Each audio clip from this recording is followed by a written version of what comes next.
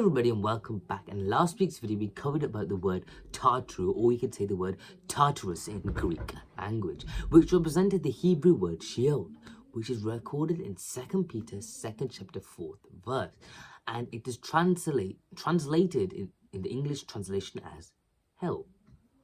But what we're going to look today is we're going to go back, after we have finished the hell topic, back to the topic of angels where we had left off from.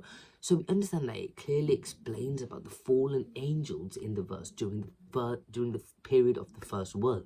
Why do we say the first world was completely destroyed by God, by a flood, but only Noah and his family were saved and entered into the next process of God's plan and started a new beginning in earth, we understand.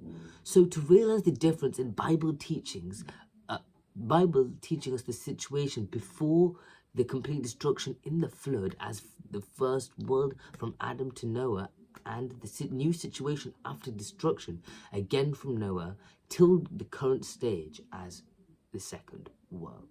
So in 2 Peter 2nd chapter 4th verse, which we studied at the end of last week, is the start of the verse which initially go through and cover about the understanding about the word used hell in English translation, of course. I hope everyone is clear on what the word hell is used, as well as the same Hebrew word Sheol explains about the condition after the first death, and there is no place or punishment for sinners after their first death. The Bible clearly explains the capital punishment itself, death, and also provides the salvation for the first death, which causes due to disobedience of our great parents Adam and Eve. Why do I say though the first death?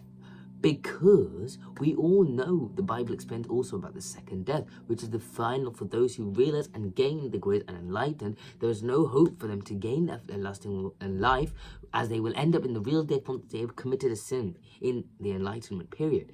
And to clarify this, the destruction, Jesus Christ compares it to the word used in Gehenna in Greek in the New Testament to warn us about the seriousness of destruction.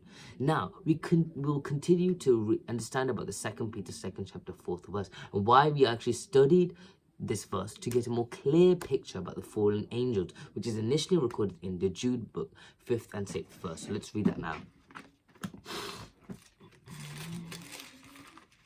So it says, I will therefore put you in remembrance, though ye once knew this, how that the Lord, having saved the people out of Egypt, of the land of Egypt, afterward destroyed them that believed not, and angels which kept not their first estate, but left their own habitation, he hath reserved in everlasting chains unto darkness, unto the judgment of a great day.